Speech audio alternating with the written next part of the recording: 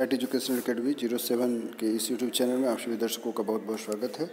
आज हम लोग चर्चा करने जा रहे हैं डीएलएड सेकंड ईयर के स्टूडेंट्स जो 2024 में फाइनल परीक्षा देंगे, अर्थात सेशन 2022-24 को जो स्टूडेंट हैं उनकी परीक्षाएं जून में आयोजित होने वाली है। उसी पर हम लोग आज चर्चा करने जा रहे हैं। हमारा पेपर आज का जो महत्वपूर्ण पेपर है, जिस क्वेश्चन है वह है S3 का। S3 का हमारा पेपर है कार्य और शिक्षा। यह 50 नंबर का पेपर होता है। महाविद्यालय ही इस पेपर को अपने कॉलेज पर लेते हैं और इसके लिए 2 घंटे समय निर्धारित किए जाते हैं। तो आज का जो पेपर हम लोग चर्चा करने जा रहे हैं वह है कि कार्य और शिक्षा अर्थात वर्क एंड एजुकेशन। इसके लिए आप जो 2 घंटे का पेपर होगा, यह 2 खंडों में परीक्षा होती है, सेक्शन ए और सेक्शन बी में। पहले जो सेक्शन होंगे उसमें शॉर्ट आंसर क्वेश्चन होते हैं और सेकंड सेक्शन जो होगा सेक्शन बी, उसमें लॉन्ग टाइप आंसर क्वेश्चन होते हैं।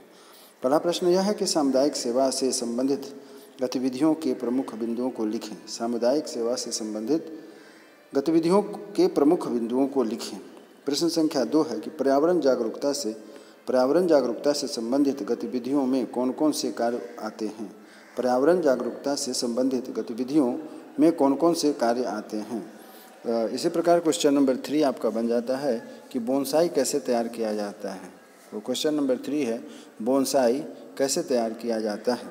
प्रश्न नंबर 4 में है कि संरक्षण के सिद्धांतों को समझाते हुए विभिन्न क्षेत्रों में उपयोगिता बताएं। यहाँ देखिए संरक्षण से अभिप्राय यह है कि पर्यावरण संरक्षण के सिद्धांत को आपको लिखना है। यहाँ पर संरक्षण से अभिप्राय है पर्यावरण संरक्षण, इसीलिए कहा गया है कि संरक्षण के सिद्धांतों को समझाते हुए विभिन्न क्षेत्रों में उपयोगिता को बताएं। 5वां प्रश्न जो है वह आपको मृदा प्रबंधन से आप क्या समझते हैं, स्पष्ट करें।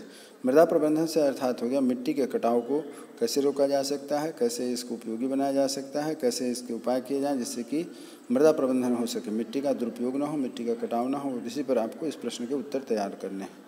तो आप 5वां प्रश्न जो बनता है मृदा प्रबंधन से आप क्या समझते हैं। चौथा प्रश्न बनता है कि संरक्षण के सिद्धांतों को समझाते हुए विभिन्न क्षेत्रों में इसकी उपयोगिता को बताएं।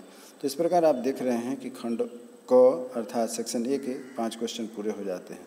अब आगे हम बढ़ते हैं खंड ख की ओर। खंड ख में भी आपको 2 तरह के प्रश्न हैं। इसमें कौन कौन से प्रश्न हैं, किस तरीके से पूछे जाएंगे, सुनते जाइएगा। खंड ख में जो प्रश्न होते हैं इससे 2 प्रश्न आपको आएंगे। पहला है कि बाल कार्य अर्थात चाइल्ड वर्क एवं बाल श्रम अर्थात चाइल्ड लेबर के बीच के अंतर को स्पष्ट करें। ध्यान से सुनिएगा। पहला 6ठा प्रश्न है खंड ख का सेक्शन बी का कि बाल कार्य अर्थात चाइल्ड वर्क तथा बाल श्रम अर्थात चाइल्ड लेबर के बीच क्या संबंध है, इसको आपको समझाना है। प्रश्न संख्या 7 कहा जा रहा है कि विद्यालयी शिक्षा में कार्य शिक्षा की आवश्यकता को स्पष्ट करें। विद्यालयी शिक्षा में कार्य शिक्षा की आवश्यकता को स्पष्ट करें। ये थे 7वां प्रश्न। 8वां प्रश्न टिप्पणी के रूप में रहता है, इसको आप देख लीजिएगा। 8वां प्रश्न का प्रश्न संख्या 1 जो टिप्पणी लिखना है वह है कि बायोडिग्रेडेबल तथा नॉन बायोडिग्रेडेबल कूड़ा का प्रबंधन कैसे करें। बायोडिग्रेडेबल तथा नॉन बायोडिग्रेडेबल कूड़ा का प्रबंधन आप कैसे करेंगे, ठीक है। उसके बाद ख प्रश्न है कि शिक्षा विद्यालय तथा समुदाय से अपेक्षाओं एवं समकालीन बदलावों की व्याख्या बताएं। शिक्षा विद्यालय समुदाय से अपेक्षाओं एवं समकालीन बदलाव की व्याख्या करें।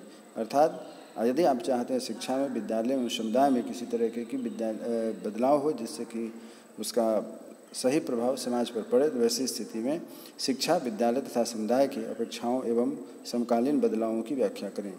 और ग है आखिरी प्रश्न है इसका, है कि अंतर्राष्ट्रीय शिक्षा आयोग 1996 ने जो नई शताब्दी 21वीं शताब्दी की शिक्षा रिपोर्ट किन 4 स्तंभों की चर्चा की गई उसकी व्याख्या करें। ग है, फिर से सुन लीजिएगा। अंतर्राष्ट्रीय शिक्षा आयोग 1996 ने 21वीं शताब्दी की शिक्षा रिपोर्ट में किन 4 स्तंभों की चर्चा की गई है, इसकी व्याख्या करें। तो इस प्रकार आप देख रहे हैं कि S3 से संबंधित सारे प्रश्न आपको दे दिए गए हैं, महत्वपूर्ण प्रश्न। मैं उम्मीद करता हूं कि यह आपकी परीक्षा के लिए उपयोगी होगा। आप इसकी तैयारी करें तथा अपने जो परीक्षा है उसके लिए अच्छे से लिखें। चलिए, हमारी आपकी फिर से मुलाकात होगी एक नए टॉपिक पर, नए विषय को लेकर के। तब तक के लिए नमस्कार, जय हिंद।